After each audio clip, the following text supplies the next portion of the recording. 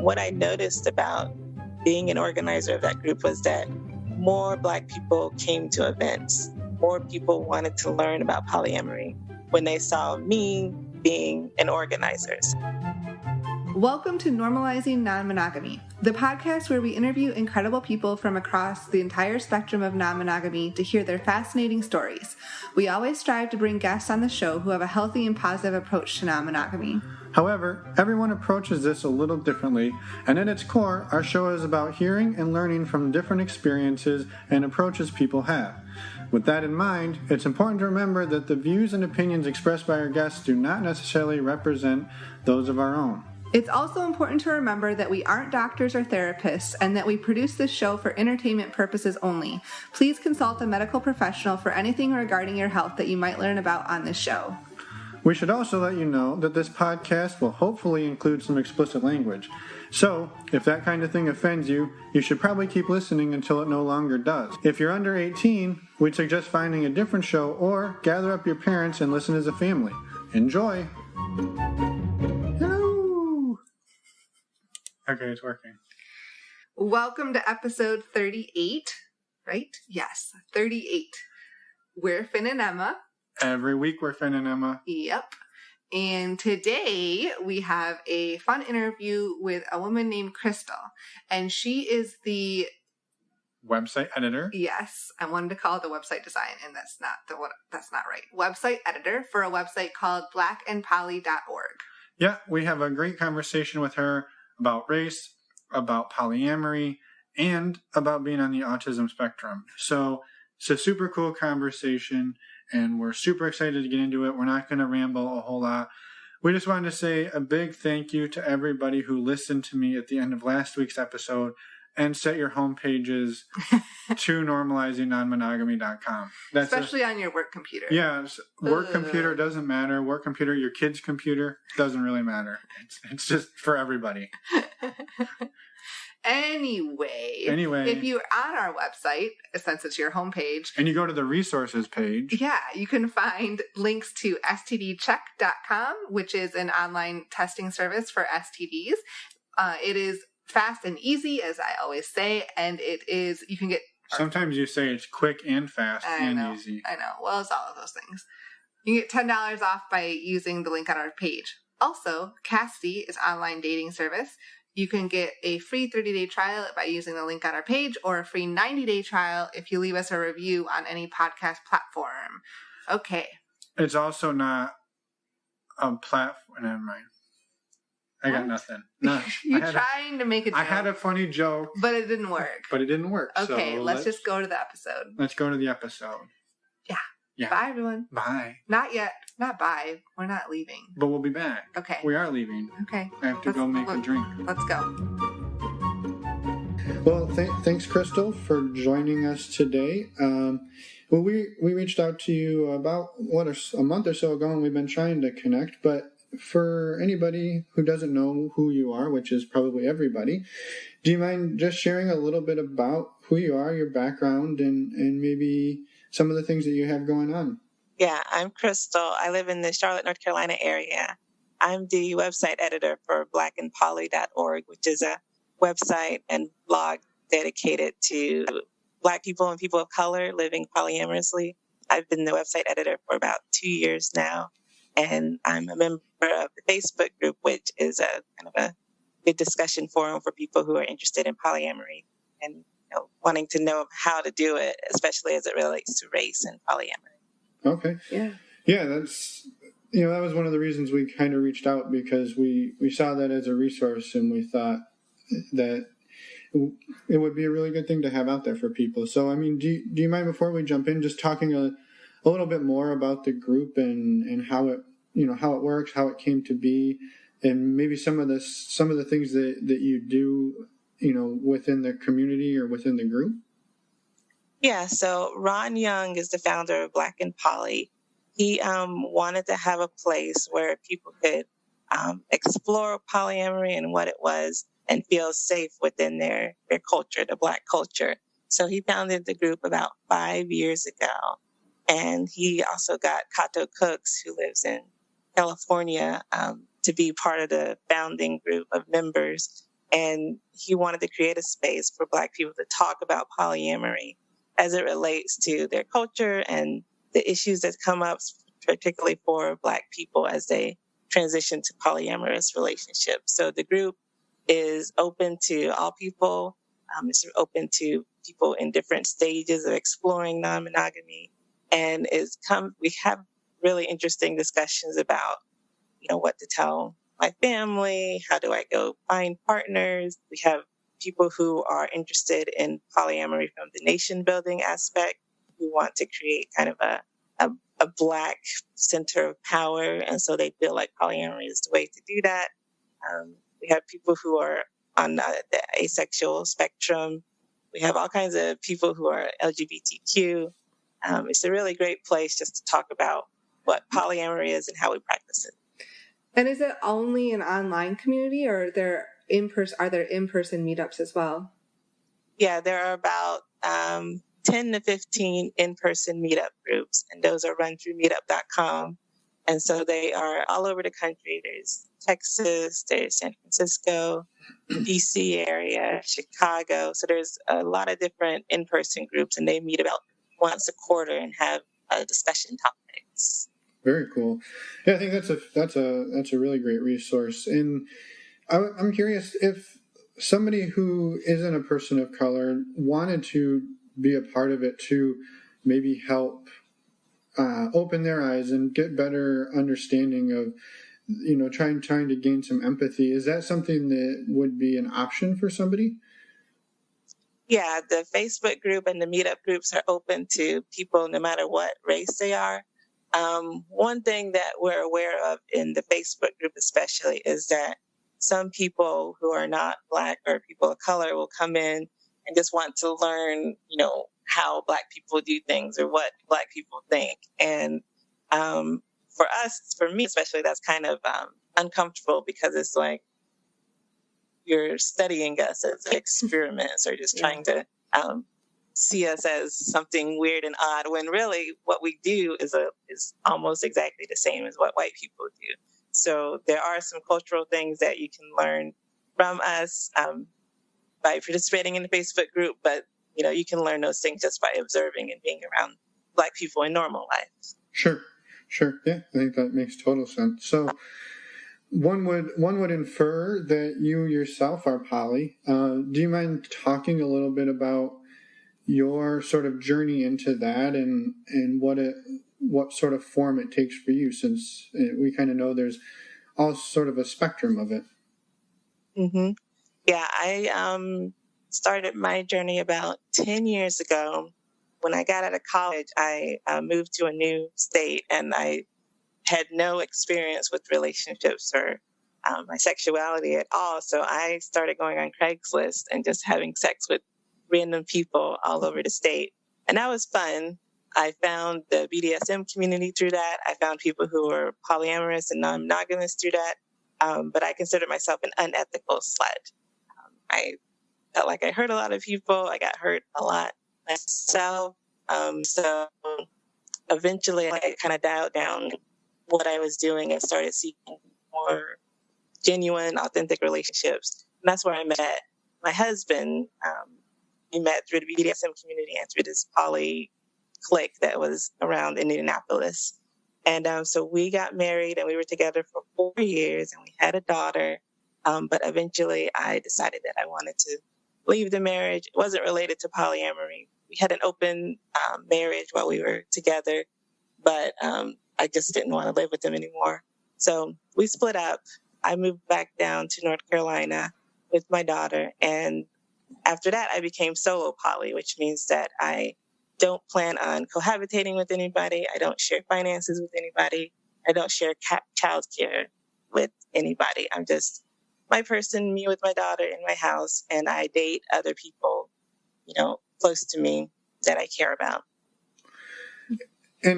But that can still take on, like, having a primary partner, having long-term partners. It doesn't necessarily mean that you're constantly going on new dates, right? So you're still forming potentially long-term relationships and deep connections.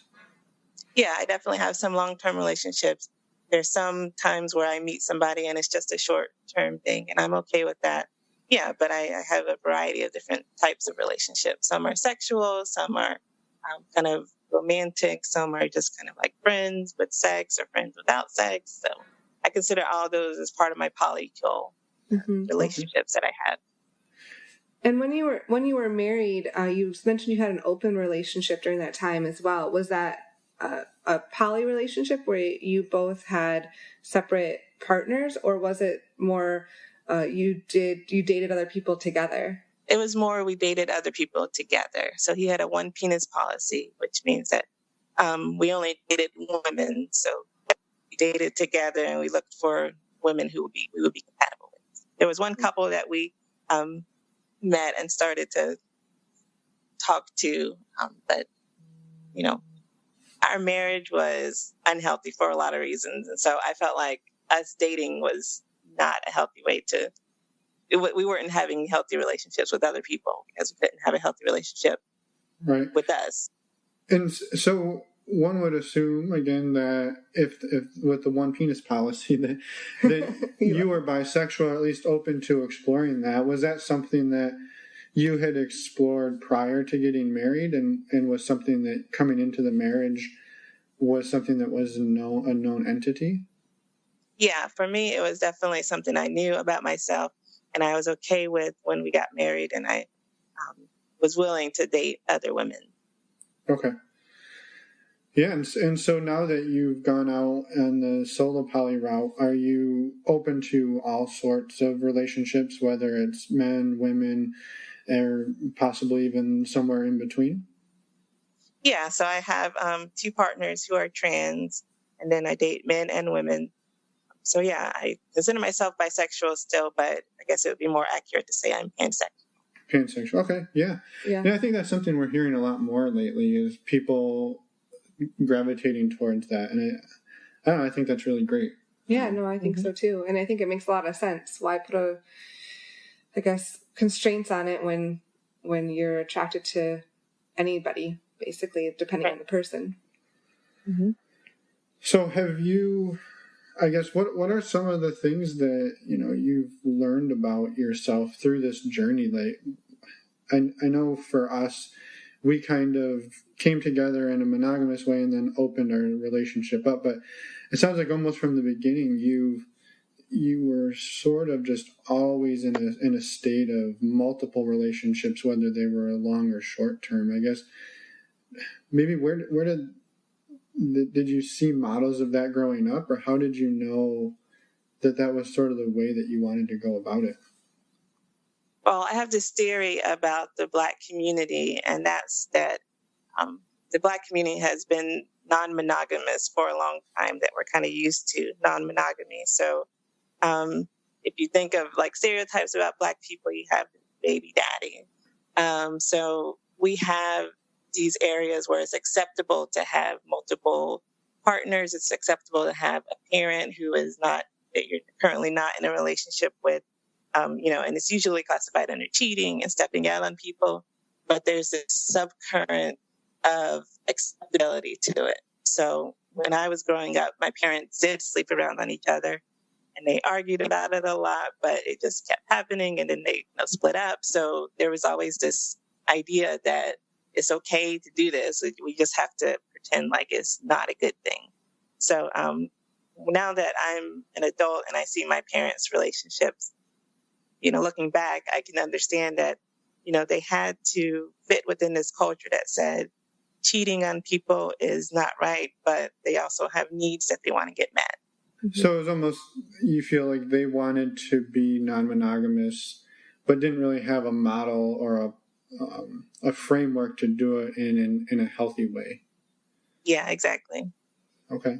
And since you've started exploring in a healthier way, is it something you've gone back and discussed with either of them to sort of bring it back and say, hey, this is something that I didn't learn from you, but it's something that I was aware of, and this is a way to do it in a healthy way? Or has it largely just remained something that you keep to yourself?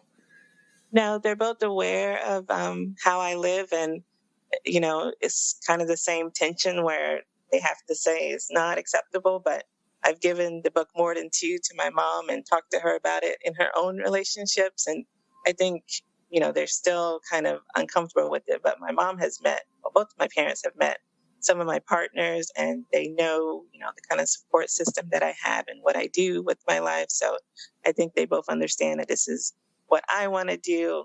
I don't think they're ready to apply it to their lives yet. But, as long as they're aware of it, I think that's important. So are they still together? No. Okay. But they get along now. Okay. Well, that's a good, right. That's a good thing. Yeah. Yeah, I mean, it's hard coming into, culture in general isn't very supportive of, multiple partners or open style relationship. And it sounds like within the Black community, that's even a stronger, it's a stronger presence there. I guess, do you mind talking a little more about that and maybe what you think is sort of the reasoning behind that? Yeah, so I would take it back to the history of Black people in America. So you have slaves being brought over into the country, and their family relationships are already being torn apart. So mothers are taken from their kids, husband and wives are separated.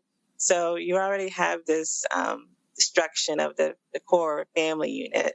So you have people living together, and they can't choose their relationships. Sometimes the women were not able to even choose, have control over their own bodies. So you have people having children, getting moved around to different parts of the country. And so I think that kind of embedded in Black people in America this idea of finding support, meeting our needs in a way that we can, the best way that we can. So I think that kind of created an openness to the changing nature of relationships, and then also created this kind of shame in that we aren't, standing up to the white ideal of a nuclear family and a healthy marriage that lasts forever. So when you get into modern times, you have mass incarceration, you have the drug state, you have all these things that have created these forces within the Black community where a lot of people don't have stable relationships. They don't have homes where they can find out what kind of values they want to live. They have unhealthy relationships with alcohol and drugs. And you have this trauma that's embedded in us from slavery that makes it difficult to create healthy relationships. So the higher percentage of Black people have mental health problems.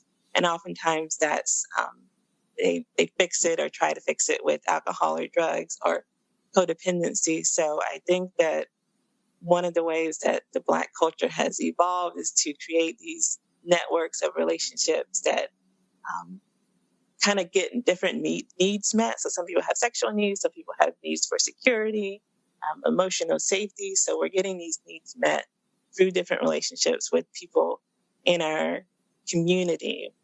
And because we have this thing called white supremacy surrounding our culture, we have to make it look like it's acceptable or create it or kind of describe it in the framework of, the typical nuclear family and the married couple or the family that is healthy all the time, when oftentimes we don't have a healthy family. We've never had healthy family models to go on.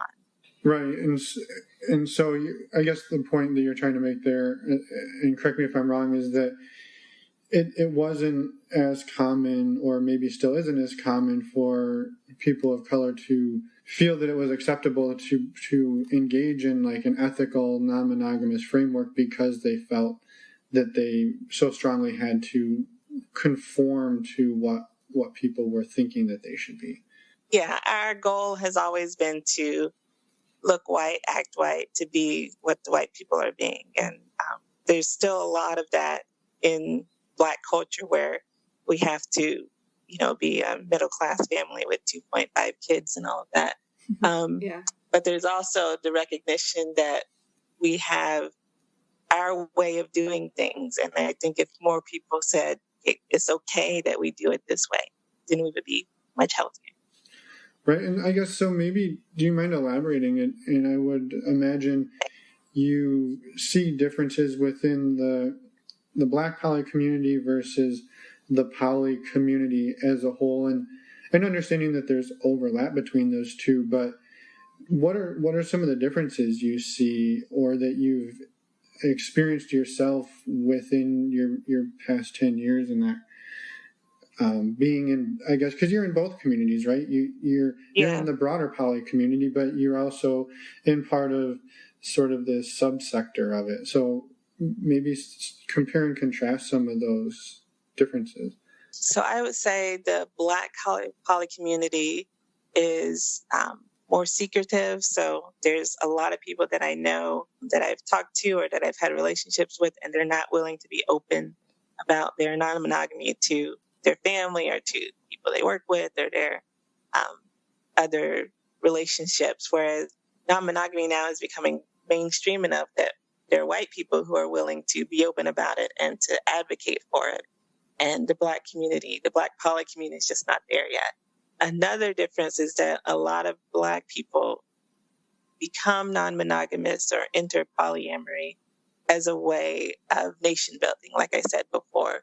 So those people feel like because we've been subjugated to white supremacy for so long, the only way to empower Black people is to create a place where there are more Black people and we have control of the economy and our housing and money, and that we can have some kind of economic power. And the way to do that is by marrying people and having more kids. The problem with that is that it's usually rooted in misogyny and a lot of homophobia. So we have a lot of people in the Black polyamorous community who are not interested in relationships that involve LGBTQ people, unless it's a woman with another woman. They want to have a lot of women, like families with a lot of women, but not a lot of men. They have a lot of closed relationships. So there's this whole ideology in the Black poly community that just doesn't exist in the white community. So that's really interesting to deal with and to talk to people about, because there's a lot of misogyny and it just isn't healthy or right to me. Yeah, it's almost more conservative than you would think. Yeah, definitely very conservative. So you mentioned at the top that you have a couple of trans partners. You're openly bisexual. It sounds like you're breaking a lot of those stereotypes yourself. Do you mind talking about how that kind of came to be for you? Because I imagine that's not easy to go against the grain of everything that's happening around you. But yeah, it sounds like you're doing it and doing it somewhat successfully. Yeah. So I'm not sure when I decided to be out about polyamory, but several years ago, I became an organizer of the Charlotte Poly Network, which is our local meetup group. And that has a lot of visibility to the poly community, but also it's on meetup.com, so everybody sees your face. What I noticed about being an organizer of that group was that more Black people came to events. More people wanted to learn about polyamory when they saw me being an organizer. So the main organizer was this old white guy, and, he already had a group of people who knew about polyamory or practicing non-monogamy and were willing to come out. So there's this people who are already just willing to be there. But when you have somebody who looks different, who is maybe from a different background, the numbers in Charlotte Poly Network increased. And there was a lot more interest from younger people, from people who were from different parts of the state, and people of color. So I saw it as a positive thing. And so yeah, definitely. What I always wanted to do was to help other people understand that it's okay to do this and to live it ethically. So I would lead the Poly 101 discussions, and I was always really open about my life story and about the mistakes that I'd made and about the things that I'd wish I'd known when I started this journey. So I feel like my role is to help people understand. So that's what I do at Black and Poly. I create blogs and I get contributors who can tell their story and talk about what it's like to be polyamorous so that people coming in won't make the same mistakes. Yeah, so you're kind of taking the experiences that you said from after college, and when you said you had fun, but you hurt a lot of people and you got hurt a lot, and trying to use those to help, those stories and learning experiences to help other people in your community. Am I summarizing that correctly? Yeah, that's definitely true. And then by meeting people in the community and talking to them, I've started to get this whole dictionary, a thesaurus of other experiences so that I can create kind of this knowledge base about polyamory. Yeah. Do you mind talking about a few of the things that you've learned along the way that maybe early on you would classify them as mistakes, but that you've been able to go on and learn from those and course correct? Yeah, one very common thing is about couples who start polyamorous journeys or who start out non-monogamous and continue to be a couple. So, you've heard of couples privilege, unicorn hunting. So I was on both sides of it because when I was single, I was a unicorn to a couple. And then when I was married, we were looking for single women. So we were unicorn hunters. So one of the biggest mistakes that I see from the couple side is that you start the journey looking for a very specific thing for your relationship. And that usually comes in, well, we want a woman who the woman can explore bisexuality and we can have fun having sex. And that's fine, but there's also these unspoken expectations about, well, this third woman won't date anyone else. She's going to come live with us, or she's going to be a part of our lives, but we won't acknowledge her to our wider families and friends. We're going to give her kind of a secondary position where she is not a contributor to the household finances, that she doesn't make decisions about childcare. And then if one of the other partners gets jealous, in the married couple, she can be disposed of. This third person is not that important that our marriage can't be, our marriage has to be kept together because I don't know why. So that's one of the biggest things that I see.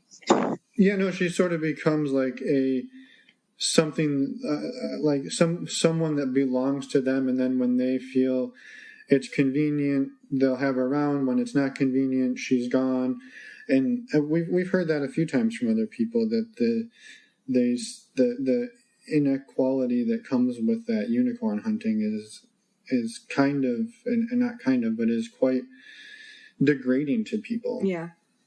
Yeah, it's really unhealthy, and there are certainly couples that go about it the right way and that have clear expectations from the beginning. But the majority of the time, I see couples start without even considering all of these ways that they relate to each other and plan to relate to this other person. And that creates this undercurrent of ideas about how the relationship should work. And then when it doesn't work that way, they're like, okay, we're going to close the marriage. We're going to go back to the way we were. Mm-hmm. Right. Yeah, I think that's fascinating. And I think that, it's unfortunate that those things happen, but at the same time, no one's going to learn the right way to do it if people don't make mistakes and talk about it. So I think it's great that you're out there and trying to advocate and educate people. Are there any other examples that you'd be willing to share? I can say that, I am a very sexual person. So in my relationships, a lot of them are sex-based. And when I started, I wasn't really clear on how to create boundaries around my relationship. So I was meeting all these people off Craigslist, and I didn't create a good separation between my emotional self and my sexual self. Mm-hmm. So I was able to enjoy these people sexually, but I also had a lot of guilt because I didn't like them. I just didn't like them as people. And I felt like they wanted something from me that I wasn't able to offer them. So I'm on the autism spectrum. So what I've realized is that it's very easy for me to compartmentalize sex and emotions from each other. So now I go into relationships saying, I don't want this emotional component. I I don't want to, be touchy-feely and have a lot of I love yous and stuff like that. So I tell my partners, I'm here, I like you, I'm a person, but our relationship is based around sex.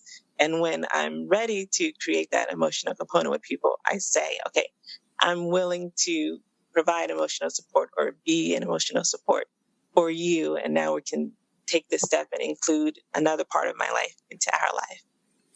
Yeah, no, I think that's fascinating, and thanks for sharing that and opening up about that. I mean, do you mind talking a little more about how you learn to navigate the poly space, as a person on the autism spectrum? Because I think, even for people who aren't, struggling with that at times, it's still not an easy space to navigate, and the emotions and the emotional IQ that comes along with that is and can be extremely difficult.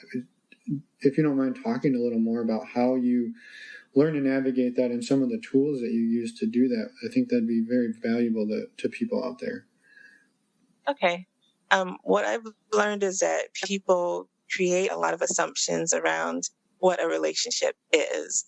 And it's really good to break down relationships into wants and needs. So I used to have like a spreadsheet where I said, these are my specific needs, and this is how each person meets them.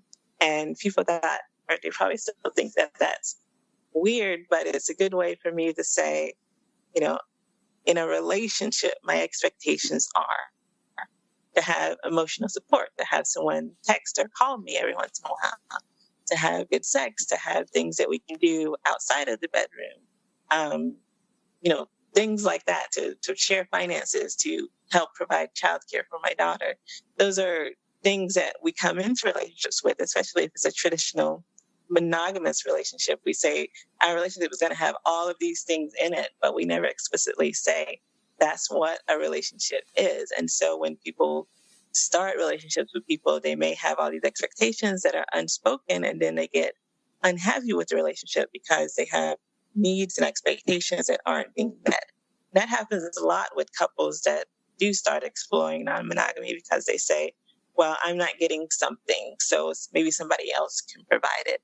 And that's really common, but it's also not a good way to start relationships. But as far as being on the spectrum, what I do is I'm very upfront with people, and I'm very blunt with people about what I want and what I want specifically from them. And so that often creates this resistance because, I meet somebody and, that first meeting, I say, okay, I want to have sex with you. And they're like, well, how do you know you want to have sex with me? You don't have any connection to me. And I'm like, I have this chemistry that I want to explore. So that is often the most difficult thing that I run into. But it's also helpful to not have a lot of attachment to people's responses. So I'm willing to say to somebody, hey, this is what I'm feeling about you. This is what I'm thinking in this moment. But also to know that they can react however they want to react. And some people can't get over that barrier where it says, somebody's saying they want to have sex, but they're not wanting a traditional relationship. So there's some people who just can't separate that, and that's okay. So for me, it's being able to be honest with people, but also recognizing that I can't always provide what they want from me. Right. Well, I think that the bluntness is something that people across all of the non-monogamous worlds, whether it's swinging or poly or anything else, like that's a very useful tool to have, is, laying out there what you're looking for. And then the other person can then decide whether that's something that they're interested in continuing the conversation, or if they're like, hey, that's way too much for me right now. But then it gets the cards out there and lets them make the decision, and you're not leading people on and creating like a mystery around it. Yeah, I think that's extremely important. And I also think that your point about being willing to accept whatever their response is super important, even though it's very difficult. Like you don't want to be shut down or rejected. Rejected because of what you say, but at the same time, you have to put out there what you want so that it's fair to both people or all people. Yeah. Yeah. So you mentioned earlier that you have a daughter and you're living together. Is the poly side of things something that you're open with her about and have discussed with her? Or is it something that for now you're trying to sort of keep it separate? Now, I've always been open with her about my relationships. She is 7 and she also has autism. So at some level, she doesn't really care about what's going on outside of her world. But, I've explained to her that I love different people. She's met some of my partners and she knows that they're all people that I interact with. She knows that sometimes I want to be with those people alone instead of with her and those people. We've been on trips with some of my partners. So from her perspective, it's just normal. It's normal life, Mom has other friends and people come over and we go places. It's just life to her. So when she gets older, we'll have the space to say, what is this and how do I practice it? And, do I want this for me when I get older? Right. There's plenty of space for that. But the important thing is to be open about it and to not feel, not make her feel like it's a shameful thing or something that she should keep as a family secret. Yeah, I think that's the key, is that she is okay. Doesn't have to keep it a secret. And I'm assuming there was a transition for her though when you separated from her dad, and she had to understand that relationship dynamic, I guess, was changing. Yeah, it was actually pretty traumatic to separate from, because as soon as I left him, he moved to Atlanta. So suddenly he was several hours away and I could only see her maybe once a month, if that. So I think it was just a balancing act of explaining, okay, daddy's away, but he still loves you, still cares about you. But also I'm having relationships with people that meet my needs. So she was 3 at the time, so I'm not sure how much of it she grasped, but she definitely I still noticed that she has some anxiety about being left alone, about me not being there. So I think that's where that comes from. Yeah. Yeah, that's tough. I mean, being a parent is tough in the first place, right? And then adding, all of these relationship dynamics is not easy, but it's important. Yeah. I mean, and kids are adaptable. They learn, they grow, and a lot of times kids just think the normal is, or the somewhat abnormal is normal. And not that polyamory is abnormal, but it's just a different relationship model. And with kids that grow up with that, they just think it's the norm. Yeah. So what I realized, during that stage where I was deciding to leave my husband, was that I wanted to be healthy by myself instead of unhealthy with someone else. And so I hope that's the one thing that she understands when she gets older. Right. Yeah. Feeling like the only way that you could be happy was by being with that person, and then finding a way to make yourself happy rather than relying on someone for your happiness. I think that's something that's hard for a lot of people to understand. Yeah. And not being afraid to get out of a situation. And I think demonstrating that to your daughter or to children in general is a good thing. Very good thing. Mm-hmm. Have you received much pushback from other people in your life? I know we talked about your parents a little bit and your child, but other family or friends, have people been pretty accepting, or have you received a lot of pushback? I would say my family, who are mostly Black, are not generally accepting of it. Like my cousins who are my age are pretty okay with it, and they kind of get it.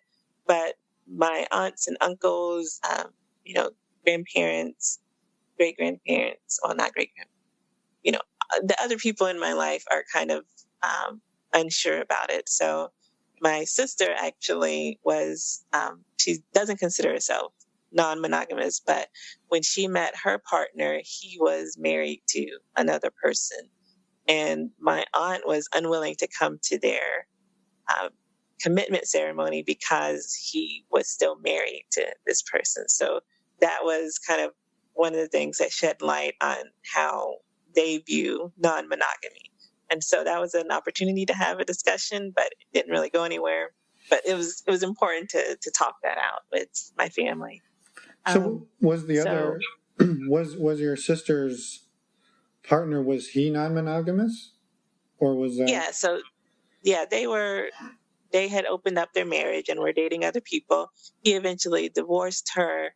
I don't know what the timeline, but he and my sister now are in a committed relationship, but they're not poly. Okay.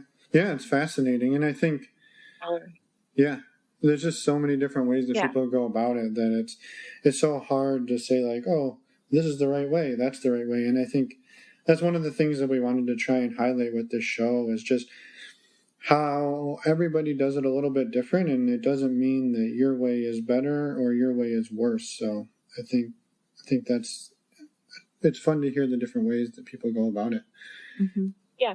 So within the community, I guess, do you see a lot of different models, I guess, in the Black poly community, or does it seem to be very homogenous because of this sort of the framework that you've talked about earlier, or are you starting to see people opening up to new ways of approaching it that maybe 5 years ago or 10 years ago they hadn't been?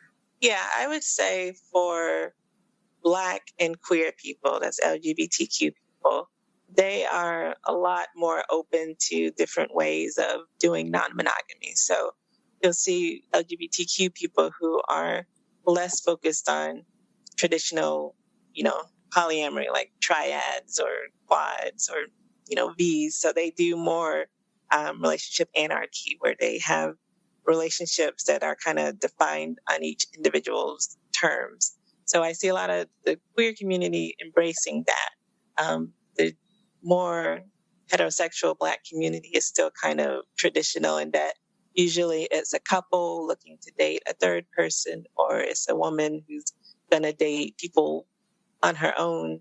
Yeah, I would say in the Charlotte area, there's not a lot of difference between the Black poly community and the regular poly community. There's still that kind of traditional way of doing polyamory, whether it's, usually it's couples. There's also a big swinger community here, and I see a lot less diversity in that community.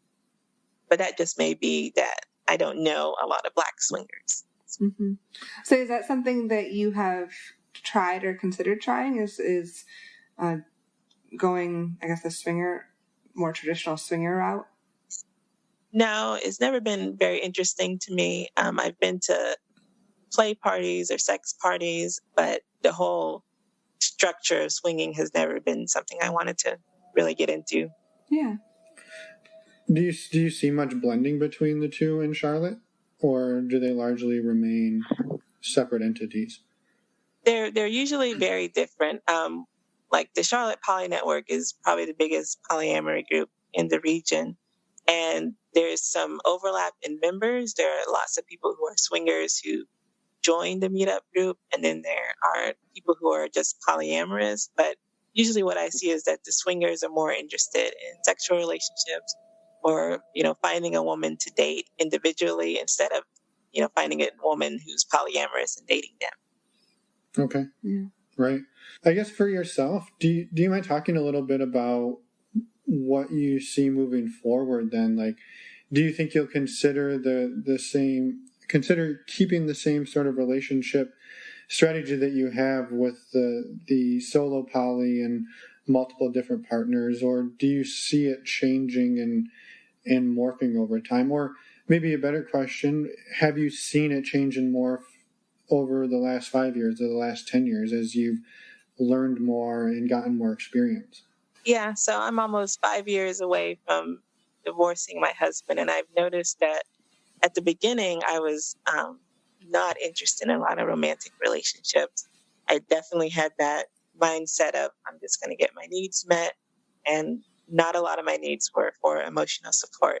So over time, I've created more romantic relationships with some of my partners that at first felt awkward to me. It felt awkward saying I love you, or, calling them, because I hate talking on the phone. But now I've become, I've become more accepting of, this person loves me and wants to show their love in this way. So I'm okay with that now. I still don't seek out romantic relationships, but I'm willing for those relationships that I currently have for those to turn into more romantic relationships. I don't see myself changing as far as like being solo poly. I don't think I'll ever move in with somebody. I don't think I'll ever marry or find another co-parent.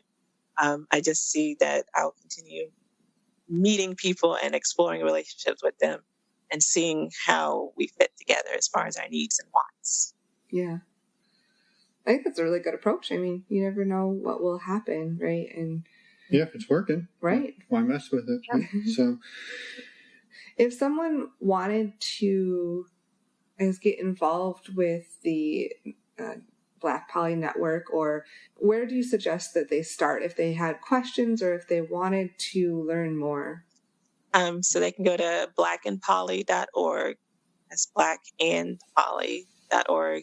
And this website has a lot of blog articles that are geared toward new people transitioning into non-monogamy. So it has a short article about the difference between swinging and polyamory and open relationships. It talks about couples specifically as far as what to do if you're a couple and you want to have more relationships. It talks about how to convince a partner. The short answer is you can't convince a partner. Yeah. Try polyamory. It talks about cheating. It talks about how to create boundaries. It talks about jealousy. So there are a lot of websites there that you can see, how people do polyamory from a Black perspective. It's a lot of one-on-one stuff. And then there's also the link to all the meetups that are in different areas. So you can see where the meetups are actually happening in the country. And then there's a link to the Facebook group. So you can join the Facebook group. It has over 5,000 members. And there's always very interesting discussions going on about polyamory and life in general. And then, of course, there's morethan2.com, which is like, the Bible of polyamory. So that book has, has a lot of things that I wish I had known when I started. So I think that's a really good starting point for anybody who's looking into non-monogamy about what to do and what not to do, and all these terms and definitions and history. So there's a lot of interesting stuff in that book for people. Yeah, right. Awesome. Well, thank you for those resources, and thank you for sharing. I mean, a lot of the stuff you shared was not easy to talk about, and it was some raw conversation. So we really, really, really appreciate that and being willing to come on. Before we let you go, is there anything that we didn't ask or didn't come up that you want to make sure you get off your chest and get out there to anybody listening? Yeah, so there's this issue in the poly community where there's not a welcoming attitude toward people of color. And it's not intentional, it's just part of the way that the white community has existed, in that there are these spaces that are majority white, and when a Black person comes in, they're expected to conform to the social norms of that space. And so a lot of times that's uncomfortable for Black people, and we're used to it, so we don't talk about it a lot, but it's not the best way to enter a community. So Kevin Patterson wrote the book Love's Not Colorblind, and he talks a lot about the Black community in white spaces and how white people can be more accepting, accommodating, welcoming to Black people and people of color. So I think it's useful for people to think about their implicit bias, think about their privilege, and how that comes across to people in majority white spaces and what they can do to create a more welcoming atmosphere for people. Yeah, no, I think that's a good resource. And we've had it come up on some interviews. Actually, one of the interviews we've done that hasn't been released yet.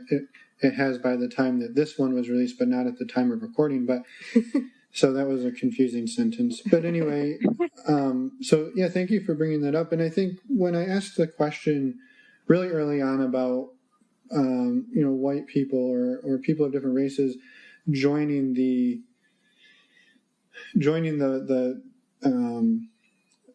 Black and Poly website, it was around that exact reason, or reasoning was to, be able to interact and find ways to be more welcoming, not to sit there in the shadows and try to study and observe, but to interact and say, like, how how can we be more open and be more welcoming and be more interactive? And I think that was sort of what I was wondering, if that's a space that if somebody comes in there and is trying to interact, is that something they're gonna be okay? No one's gonna like kick them out and say you're not welcome here. It sounds like, based on what you said, that's true.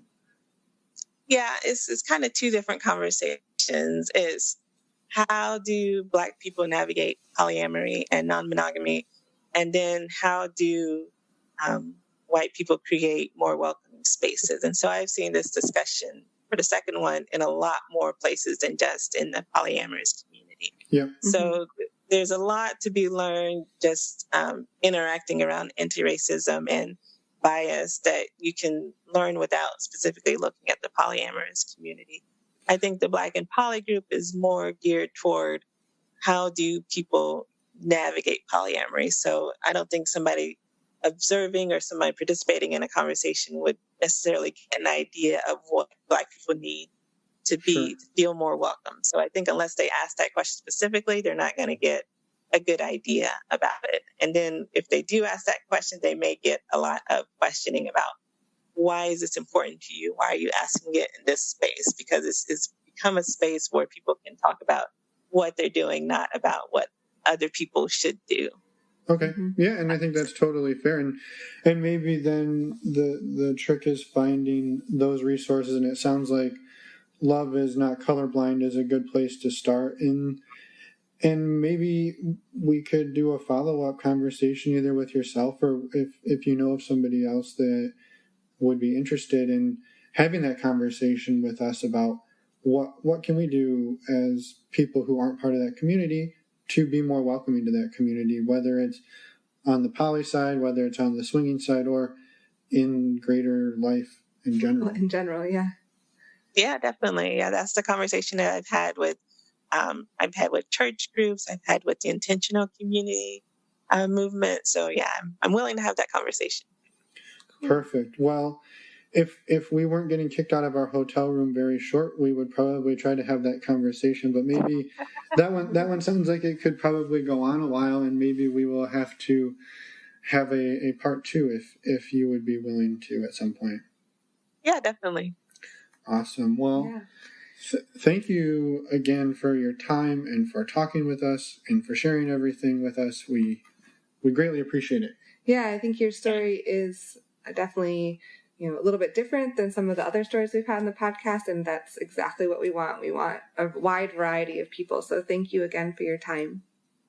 Yeah, no problem. It was fun. Awesome. Well, have a wonderful Sunday, and we will be in touch for sure. All right. Thank you. Thanks. Okay. Bye-bye. Bye. That was a good drink I made. I don't even know what you made. I didn't make anything. Imaginary drink? If I drank this time of night, I'd be up peeing until 3 a.m. I know. Okay. Anyway. Good talk. Yeah. Good talk. Thanks, Crystal. We had a really great time talking to you. As always, we love talking to all of our guests, actually. But yeah, and sounds like we got ourselves a little sequel in the works. Yeah. So excited for that. Excited to have everybody on, and excited for next week.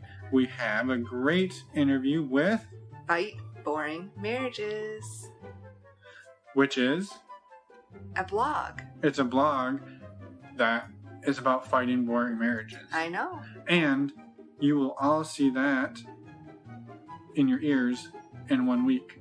Yes. See it in your ears. See it in your... Wow, we're really struggling. So it's pretty late. We should probably go to bed, and we'll try again tomorrow. Yep. We'll try again. We'll try again next week. We're not redoing this. Okay. In the meantime, you can find us on our website, normalizingnonmonogamy.com, which you already knew because it's your homepage.